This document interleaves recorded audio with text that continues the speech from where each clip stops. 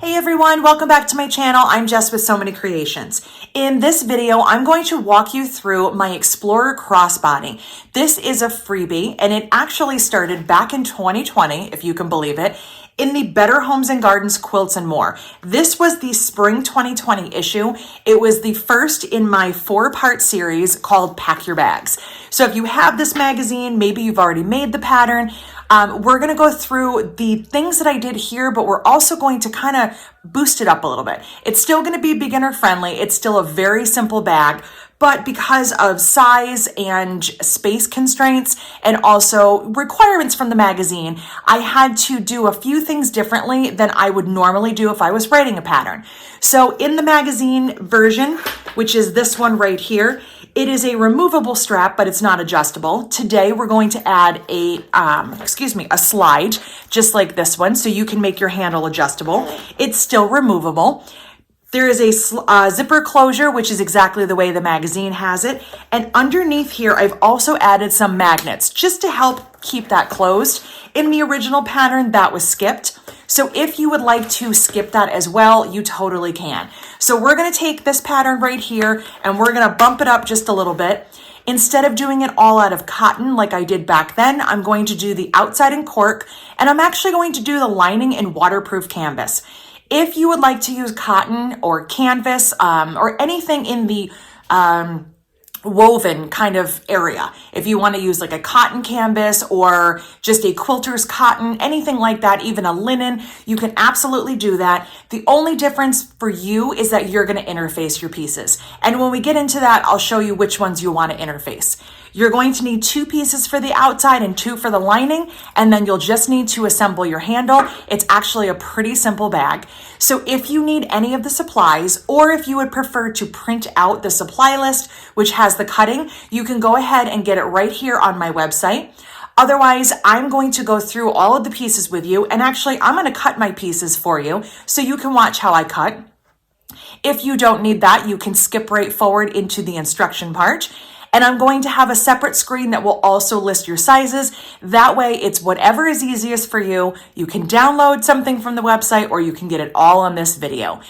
If you like videos like this, don't forget to hit subscribe, click the notification bell, and give it a thumbs up. All right, let's get into it. So before we get into our cutting, let's take a closer look at the bag. This is the kind of newer and updated version that we're going to be making in today's video.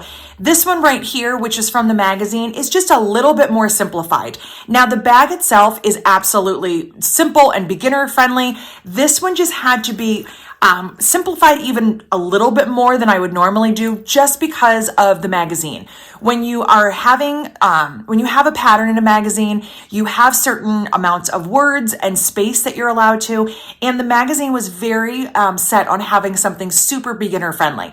So we're going to keep it beginner friendly, but bump it up just a little bit. So the handle is kind of just one long handle. I have it knotted here because of how I had it displayed, but it's not an adjustable handle. It is removable, and we're going to do that as well, but it's just not adjustable. So in today's video, in this more updated version, I'm going to show you how to add a slide.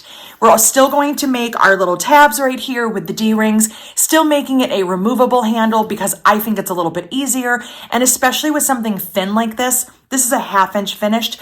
Sometimes I feel like they can wear out a little bit quicker because they're thinner, and maybe you want to make yours wider or have a couple different handle options. We have a zipper right here. This is a number 5 zipper. If you have a number 3 zipper, which is a little bit smaller than this, you can still use it. I'm pretty sure the original one, which this is kind of the second one. There was a cotton version that I no longer have. That one I'm fairly certain had a number 3 plastic zipper. There's a little handmade tag, which I'm not going to do today. I'm going to skip over that, but you can very easily add your own tag if you want to put something here or even down here. And while we're talking about this kind of area right here, this has been folded over for going on 4 years now, and it stays folded over really nicely. I did press it when it was done, and it's also just kind of sat this way, so it definitely still folds over. But I got a lot of questions over the years of people seeing this saying, couldn't you put some magnetic snaps back here just to kind of help it? And the answer is yes. And that's what we're also going to do in today's video. So you'll see I have my snaps. those are totally optional. As you saw with the other sample, it's not a necessary piece of hardware. So if you are making this and don't have snaps, or you just aren't comfortable putting them in, you can totally skip them. The last thing I want to show you on this sample before we get into our supplies is the beautiful embroidery that I did right here. This is actually a design that I purchased from Embroidery Online, or OESD. This is from Tula Pink's Moonflower or Moonglow collection. I'm sorry if I'm saying the wrong one. I will try to put the information down here so you know exactly which one it is. But I just thought it was so beautiful. It was just the perfect size to put in the middle of the flap. So if you are going to do your own embroidery, just keep in mind that it's actually going on the back piece because of the way the bag folds towards the front. And it is going towards the top of that piece, but you're going to want to turn it. So the top of my bag is here, the top of my piece, but it's the bottom of my design. So you just kind of want to keep that in mind when you're going along and doing your embroidery because of the way it folds. So especially if you have something directional or a monogram or something like that, just make sure that you make sure to rotate your piece when you put it in your embroidery machine. And there's my snaps right there. So there is the finished bag. Inside of this one is some waterproof canvas, and that's what I'm going to make the sample out of today. And there's my slide. I used a really pretty purple thread. I like how that contrast looked. So I'm going to set this aside. We'll get into our supplies, and then we're going to move on and start cutting our pieces. So the basic supplies that I have grabbed for today are my clips. I always have those around when I'm making a bag. I am going to use some double stick tape. This is 1/8 inch. If you don't have this, you can just use clips or pins if you're using cotton. That is totally fine. I just find this to be a time saver when it comes to the zipper, and I'll show you when we get there. I have some marking tools, of course. I have a chalk pencil and I have a friction pen. Depends on where I'm marking.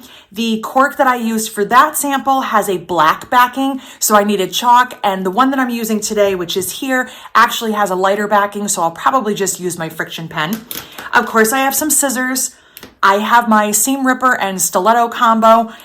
This turning point right here is really great for finishing the bag. It's very small, but it's really great for getting into those small corners, especially after you make your darts. Speaking of darts, I have my little acrylic template right here. This is available on the website if you would like to purchase one, but you do not need to. For this pattern, I had mentioned before that you didn't have to download the supply list if you don't want to, and I goofed. You actually will need to download it in order to get your template. You could always leave the corners totally straight, or you could box them if you know how to do that. Totally up to you. I like adding the darts. I think it gives it a nice kind of rounded look, and it's not just so square, you know, and it gives it a little bit of depth. If I hadn't added those, it would be a very, very flat bag. Other than those tools, I have my hardware here. So I have gathered these pieces. Let me show you what you're going to need. I have a slide, I have 2 D-rings, and I have 2 swivel hooks. This is going to be for the handle and the tabs, and these are all 1/2 inch. I'm going to use the antique brass today. If you don't have that kind of hardware and you need to purchase it, you can also purchase the Charlotte hardware kit. Yes, I know that's a different name. It's actually for one of my other patterns, but it has the same pieces. So it has the slide, the D-rings, and the swivels. That is available in 6 different colors on the website if you need that. If you've been making bags for any time, you might have a stash just like the rest of us. So because I'm also going to add magnets, I have my magnets right here, and these are magnetic snaps that also have rivets on them. And the reason for the rivets is so that you can leave them exposed. Let's say you had it on a wallet or a keychain or something like that where you would see the back. This kind of makes it neat. Now today, we're not going to see the back, but this is what I had close by, and I really like these snaps, so I'm going to go ahead and use those. It doesn't matter that I'm going to cover up the rivet part. The rivet is it's kind of like an extra little bonus. If you have other types of magnetic snaps, they will definitely work. That is not an issue. I just happen to have these. Because I'm using these snaps, these are the 14 millimeter available from camsnap.com. I'm also using my little handheld press. I have my dies in here already, and I have the other die set aside. And since I'm going to put in that type of snap, I also need a hole punch, and I grabbed here my little OESD hole punch. This one just works by pushing down. I have many hole punches, and I thought I would use this one today. It's kind of fun. And the last thing we're going to talk about before we get into our fabric selections is the zipper. So again, this is a number 5 zipper. That just has to do with how wide the teeth are. You can use a number 3 as well. That is completely fine, whichever works for you.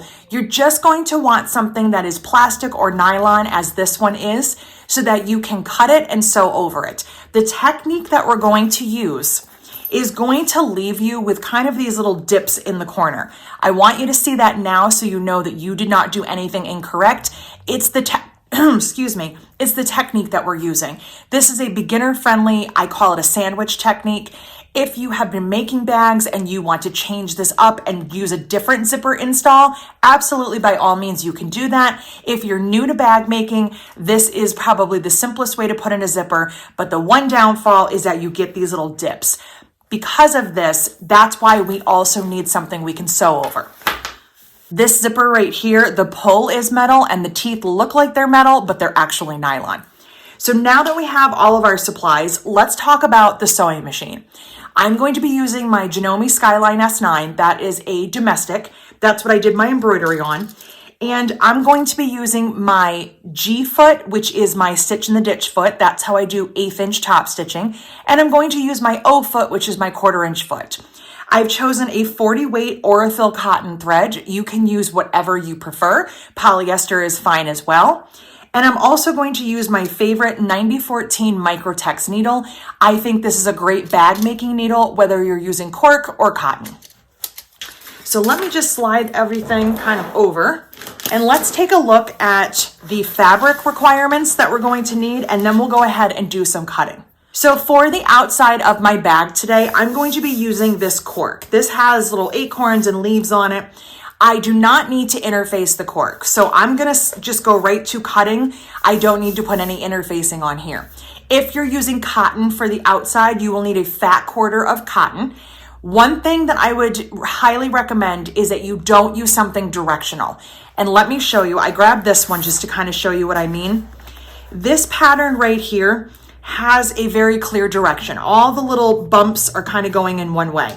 Now, I could easily use it this way as well. The clamshells can go in either direction. But when I put this into the bag and it's folded over, is this going to bother me? I will end up having these in one direction, kind of pointing up, and this pointing down. Now with a print like this, maybe it's not as bothersome and I could get away with it. But if I had something that had, let's say, trees or horses or something that has a clear top and bottom, you're going to end up with something upside down. So I would just make sure that whatever you choose, you are fine with this way as well as this way, because that's how the bag is going to be folded. This is not one of those bags that's really friendly for directional fabrics. So again, I'm using this cork. This is an 18 by 27, so roughly the size of a fat quarter, a little bit bigger. This is going to be for my outside as well as my handle. If you're using cotton, you're going to want a fat quarter plus a fat quarter of interfacing. So you'll want to interface that piece before you do your cutting. And it's going to be, you're going to want to use a fusible interfacing. That's my preference. I like Decor Bond 809 or Decoville Light 525. Those are both Pellon products. Very easy to find in all of your box stores. So I am not using cotton outside, so I'm just going to stick with just my cork, no interfacing. I've also chosen for my lining some waterproof canvas. Even though this is on the heavier side, this project is still domestic friendly, which is why I love it. I do try to gear my patterns towards domestic machines. Because this has kind of this rubbery backing, you definitely don't want to put an iron back here, and it doesn't require interfacing, which I think is awesome. It means that I can get this entire bag cut and ready to sew in just a few minutes, and I don't have to even turn my iron on. So I've already got these pieces cut. We'll talk about sizes in just a second. But if you are using cotton for your lining, you're also going to want to get to interface those. And again, just a fat quarter of cotton is fine and a fat quarter of interfacing. Now for the handle, I'm going to be doing a cork handle, just like I did here. And because this is a 1/2 inch finished, my pieces are going to be 1 inch wide. I'm just folding them in half. If you are making this from cotton, you would be folding it 4 times. So you would want to multiply this by 4, which is going to be 2 inches. You will see in the cutting when we get there, I'm going to be cutting 1 inch strips from my cork. If you're using cotton, you're going to want to cut them 2 inches wide. And I would suggest putting a little bit of interfacing, at least in the middle, because cotton can still stretch. If you're using a heavier canvas, you can probably get away without interfacing. Again, it's a slim handle and it's not a giant bag that's going to be holding so much weight, but I still like to interface it. I always like to interface my cotton. Other than that, I think we're about ready to go. So let's go right ahead and get into our cutting. I'm gonna grab my ruler and my rotary cutter and we're gonna cut our pieces. So I'm gonna go ahead and do my cutting for you so you can see how I like to cut my cork. And also if I was using a fat quarter of interfaced fabric, I would do the same thing. So what I'm going to do first is I'm going to trim this to 14 inches. This is 27 wide by 18 high. So I'm actually just gonna fold it in half. It's a little bit easier to get it onto my mat. So I'm lining up my ruler right down here on the fold, and I'm just gonna trim up my edge right here, just so I can start with a nice clean edge. And I'm going to trim a 14-inch strip. Because I'm using cork, I'm also going to be cutting my handle from the same piece. If you're using cotton, you will need some extra fabric for your handle, about 1/8 yard. So that's going to be trimmed down from my handle. Now I have my 14-inch high piece, and I'm going to cut 2 9x14 pieces. So I'm just gonna make sure I have a nice square edge here. All right. And this is keeping my print going in the right direction. This is not a directional print that's going to make a huge difference like we talked about before, but it does go this way, and this also makes the best use of my cork. So now that I have that trimmed and it's all square, I'm gonna cut 2 9-inch pieces, and I like to just go right over here to 18, cut, and slide my ruler back. I always like to cut a little bigger, or cut the larger measurement and then kind of work my way back. And there we go. That is all that I need for the outside, 2 9-inch wide by 14-inch high pieces. So I'm going to slide those over, and I'm gonna take this last strip here, and in order to do my adjustable handle, I'm gonna cut 2 strips. It's folded in half, but this is the 27-inch width. So because I am making 1/2 inch wide handle, I'm going to cut 2 1-inch strips. So again, I'm just going to cut a 2-inch strip and then trim that down. There's my leftovers. And trim this to 1 inch. Now, if you've spent any time on my channel, you know that I love a triple fold, a tri-fold handle. So I do have enough cork if I wanted to cut these wider. And in order to do that, these would need to be 1.5 inches. For today, I'm gonna keep it real simple and just cut it into 2 1-inch pieces and just make them a double fold. From this, I will end up getting my tabs as well once I top stitch. I like to sew them together and top stitch, and that's how I'm gonna handle that first. So there are my handle strips. In the next screen, I'm going to have all the sizes that you need to have cut, and I'll also mark if they need interfacing for cotton. So I'll do a cork screen and a cotton screen. There's my 2 pieces. I already cut my lining. I was cutting them from some scraps. So for my lining, I have 2 9-inch wide by 14-inch high pieces. I'm using waterproof canvas. I have cork for the outside, 2 9x14s again. And for my handle from cork, I have 2 approximately 27-inch by 1-inch strips. And that's all I need for the entire bag. So now that that's ready, I'm gonna get my scraps out of the way, and definitely hang on to this. You can make a wallet or something to match for sure. You could even add a pocket if you wanted to.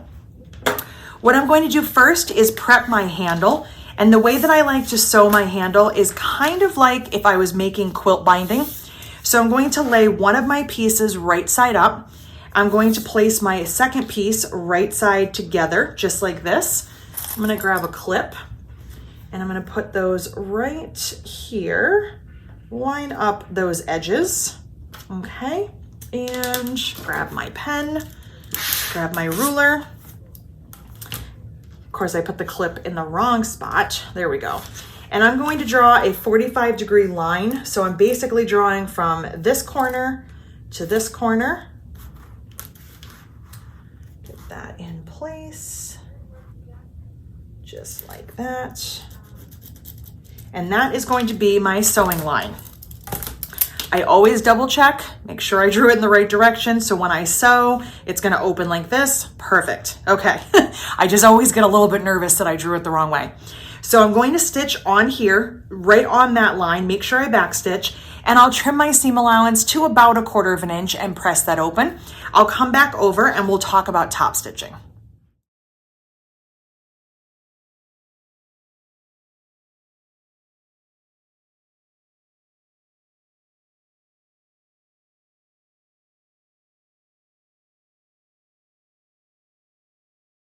I stitched my 2 handle pieces at a 45-degree angle. I went ahead and trimmed to about 1/4 inch seam allowance, and then I pressed that open. So now to finish the handle, I need to do some top stitching. You can use clips or you can even use tape if you would prefer, whichever you find easier. And what I'm gonna do is just fold my handle in half. This is just how I like to do it. And add some clips. And at the machine, I will top stitch 1/8 inch from the raw edges as well as the folded. Now, if you're not a fan of this and you don't want to have this raw edge here, just keep in mind cork doesn't fray, so it's not a problem. But if you just don't like the look, you can use your ruler and draw a line down the center, and then you can fold each of your edges inward and you can top stitch how you would like. I just don't prefer that, especially with a smaller handle like this. I find it can be a little bit awkward. So I'm just gonna fold it in half. I think that's totally fine. If you are using cotton fabric, obviously we don't wanna leave any raw edges because they would fray. So for cotton, what you're going to do is fold your piece completely in half, interfacing sides together. You're gonna fold each of your edges in towards that center, and then you'll fold one more time. It will hide all of the raw edges and still be ready for top stitching. So I'm gonna finish clipping here, head over to the machine. I'm gonna top stitch 1/8 inch from each of these long edges, and then we will talk about hardware. I did the top stitching on my handle, so I have 1/8 inch from both of the long edges. So here's my nice long strip. This right now measures, let's see, 24, 48, 49, 50, 51, 52, about 53 inches or so. I am going to cut a few inches off of this for the tabs, so just figure it measures roughly 50 inches. I think that's a really good length for a crossbody bag. I am 5'6" and it sits really well on me. So if you are exceptionally tall or really like to wear your bags low, you can go a little bit longer in your handle, but about 50 to maybe 55 inches is totally fine for an adjustable handle. So now that we have this all set, I grabbed my hardware and I'm going to go ahead and show you how to put these pieces on. First thing I'm going to do is trim my little selvage. Cork has a selvage edge just like fabric does, so I'm going to get rid of that. And I'm going to cut off 4 inches, and that's going to be for my tabs, 2 inches for each one. So 1, 2, 3, 4. I'm gonna go ahead and trim that. In the magazine, I believe it says 1.5 inches for each of them, and that's fine as well. I just thought I would give myself a little bit of extra room just because. So I'm gonna cut this into 2 2-inch long pieces. So these are going to be for the D-rings. So you're gonna take one of your D-rings and one of your little tabs, fold that right over like so. You can add a clip if you want to. And at the machine, you're gonna stitch 1/8 inch right down here on these raw edges. And you're gonna stitch as close to your D-ring as you can. That's going to prevent it from turning while your bag is in use.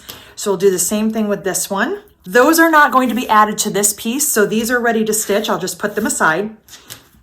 The first thing we're gonna do here, and I'm gonna show you the steps and then I will clip them in place before I go over to my sewing machine. So the first thing you're gonna do is take your slider, and I just kind of hold that little bar in between my fingers. I'm gonna take my handle and go up and over that center bar, just like so. Bring that down, I don't know, maybe about a 1/2 inch or so. This measurement is not super important. So now that I have that in place, I'm gonna head to the machine and do my stitching. So we'll just pretend that I already stitched that. And all I'm gonna do is stitch about 1/8 of an inch from that raw edge. Now that this is sewn in place, I'm gonna take my handle and I fold it in half, making sure it's not twisted. I take one of my swivel hooks. I got some threads I gotta trim here. There we go.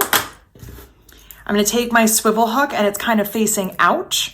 So that's going to sit just like that. It's gonna stay loose. And then on this end, I'm going to come back up and over the center where I already sewed. And on this end right here, I'll take my second swivel hook, place that right there, whoops, and fold this over again, about a 1/2 inch or so, and I'll stitch right there about 1/8 of an inch. All right, so these are all set. Let's take a look again. I have on this end my swivel hook sewn in place. I just turned my edge, or excuse me, I looped my edge through and I stitched about 1/8 of an inch from here. I didn't bother to stitch closer to the swivel hook. I could, but I don't think it's gonna go anywhere. Right here I have, oops, I have a thread, that's what I have. Let's trim that. I brought my opposite end up and over the center bar of my slide. I stitched that in place. I added this swivel hook on, it stayed loose, and I kept my handle from twisting. Make sure there isn't a twist, because that's such a sad thing to find out afterwards. So then I just took that, looped it right back up and over, and sewed my swivel on. So one swivel is not sewn in place, it stays loose. The other one is sewn onto the end. There's my adjustable handle. And I have my 2 little tabs here. I stitched my D-rings as close as I could get them. I just let my foot kind of determine that. And then I stitched down here about 1/8 of an inch. That stitching won't be seen later when we put it into the bag. So this is all set. I'm gonna move that aside for right now. And I'm gonna go ahead and trim with my darts, or trim my darts. New year, not a new me. I still can't speak on camera. So I'm gonna go ahead and mark the 2 bottom corners from all 4 of these pieces. You can mark on the front or the back, it does not matter. And I'm just lining up the straight edges over here. And I'm making this kind of curved part right here. I'm trying to mark so it's dark enough for you to see. Hopefully you can. There we go. So I'm just making a curve and then I have that little V right there. I'm gonna do the same thing over here. So I'm marking on one of the shorter edges and this would be the bottom. Since we don't have a directional print, it really doesn't matter.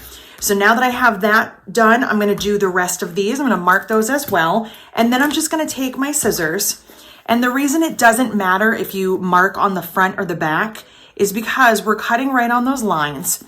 But if for some reason there's a little bit still showing, it's going to be in the seam allowance.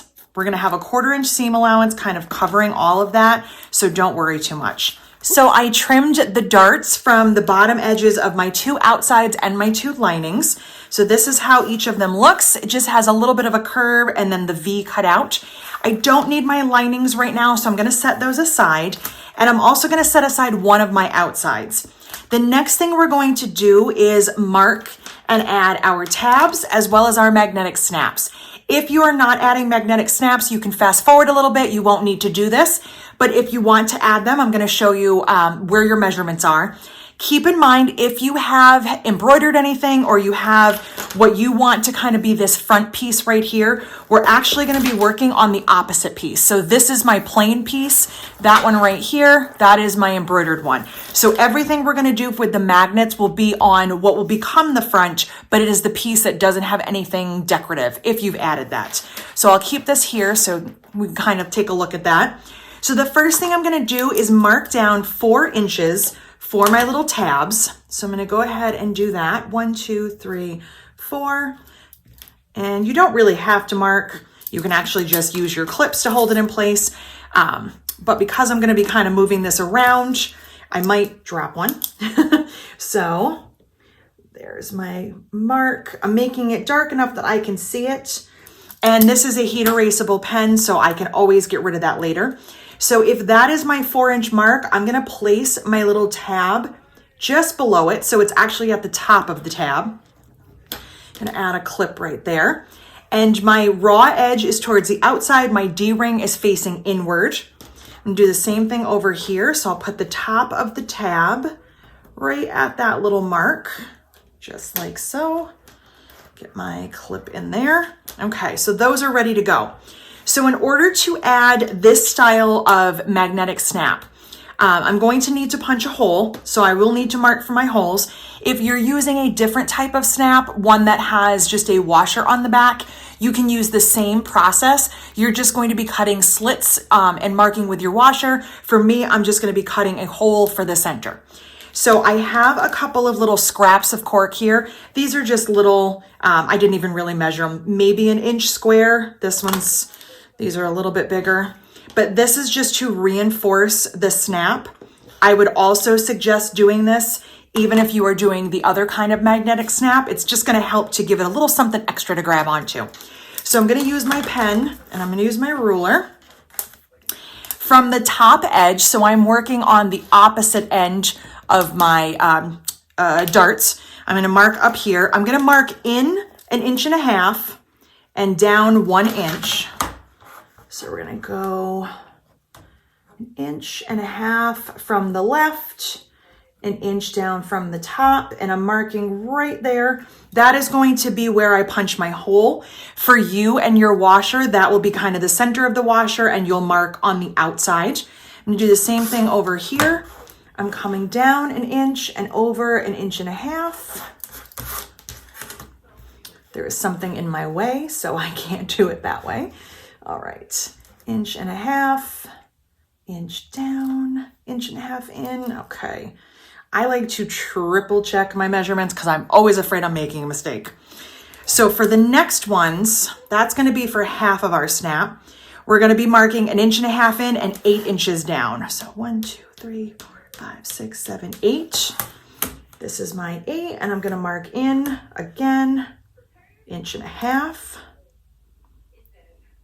All right, and I'm just going to do this, make it a little easier on myself. And just want to make sure that my dots line up. Otherwise, my snaps are going to be crooked. Okay, so 1 inch down, 1.5 inches in, 8 inches down, 1.5 inches in. So I'm going to take the male part of my snap. That is the part that has kind of a little bump in the middle. I'm going to put that at the top, and I'm going to use the other half, which is the indented female side. I'm going to use that down here. Doesn't matter, I have no idea, but that's just how I always do it. So I'm going to switch this out first and get this all set up. And what I'm going to do is take my little scrap of cork and put it back here. I'm just kind of roughly eyeballing it. It's not going to be shown later, so it doesn't matter if I get it in the center. And I'm going to put this right on that dot, push down. I'll do the same thing over here. Kind of roughly put that behind my mark. I love this little tool because it actually has different ends here.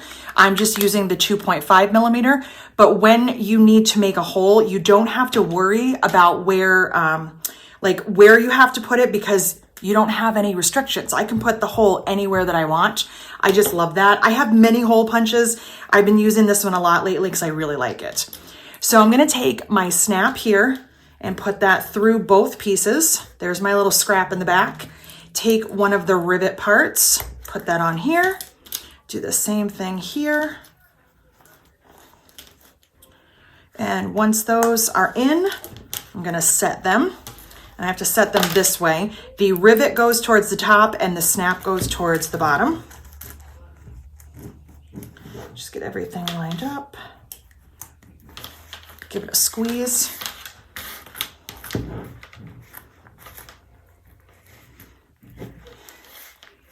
All right, half done. Now we'll do the same thing down here. Just put this under,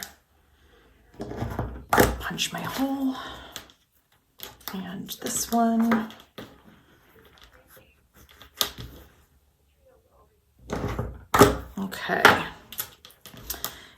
put the other half of my snap through.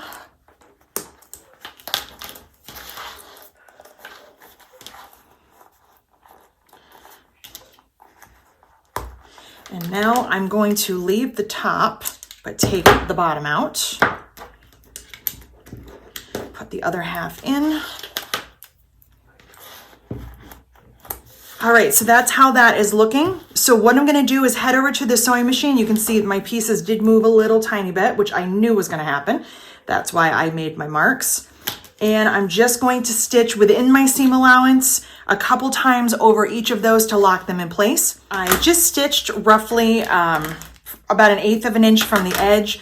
Both of my tabs, again, my D-rings are facing in. I just wanted to anchor those in before I do any of my other sewing. So now that I have all my pieces ready, I'm gonna grab my zipper and I'm gonna grab my double stick tape.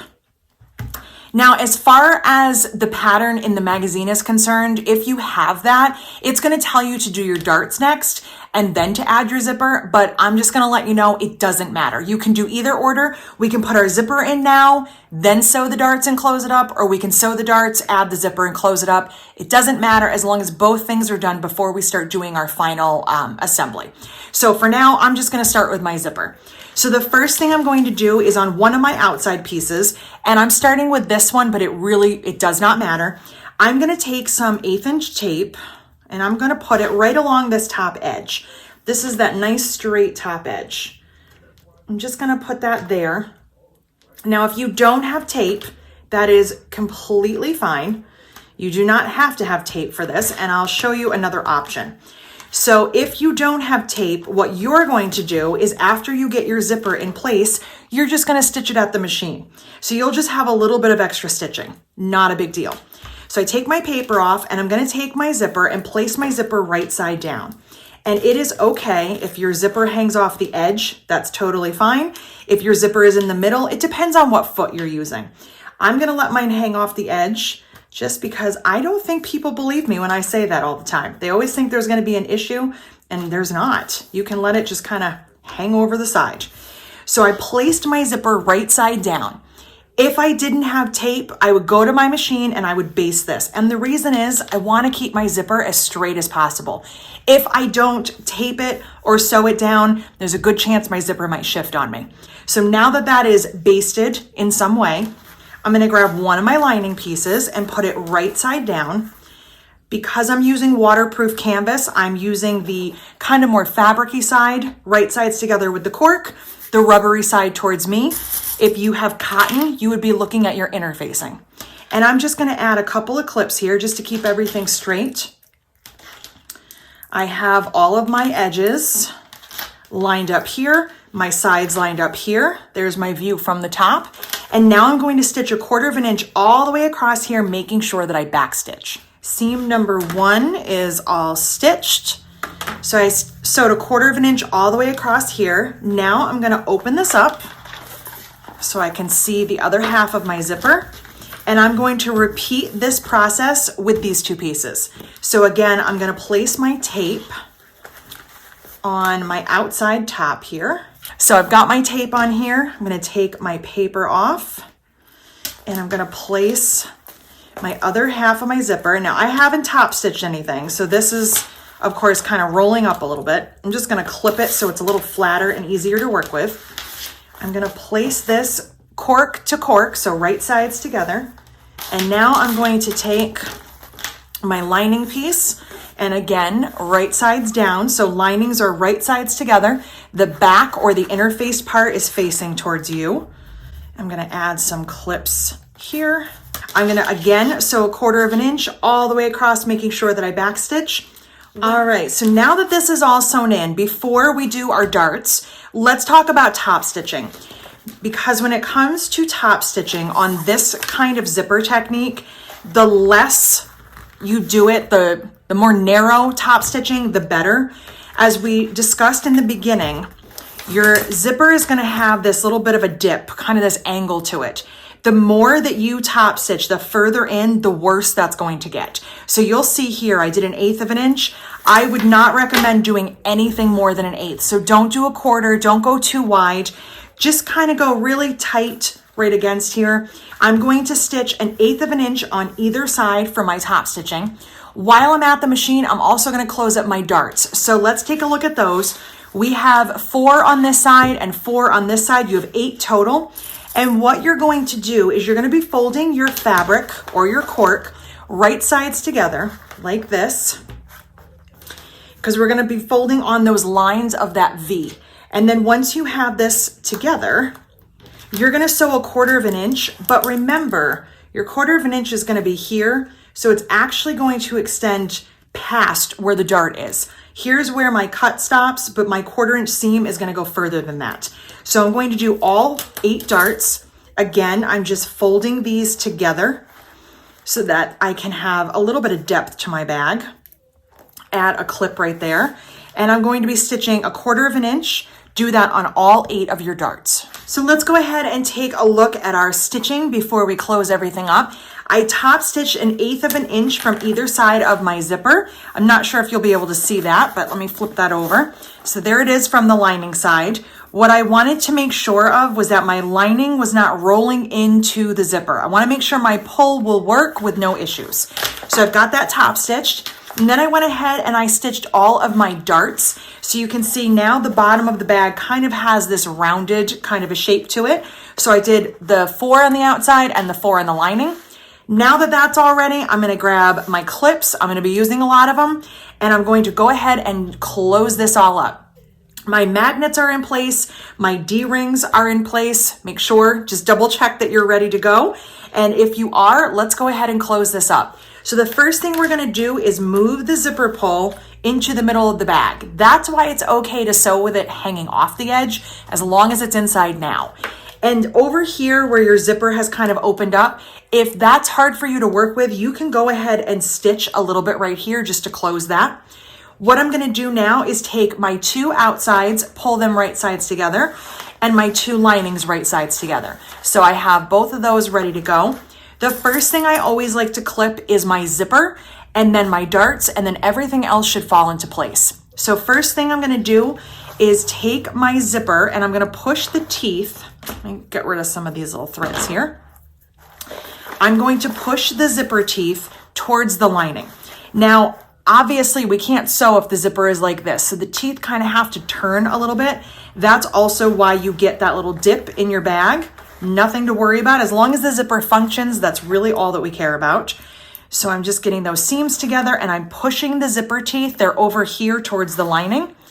And I'm kind of just keeping them in the same direction. So again, I'm pushing those towards the lining, trying to line up my seam here. And I'll add a clip. Next, I'm going to come down to my darts. Take my 2 darts here and I'm going to nest them. I want one going in one direction and one going in the other. So the bottom one's going to the left, top one's going towards the right. Add a clip. Do the same thing over here. Just kind of push those together. That's going to make them line up really nicely. Now I'm going to do the outside. Darts are not totally perfect. If they're not cut perfectly, it's okay. We have some wiggle room. And now that I have those clipped, I'm just going to keep going around.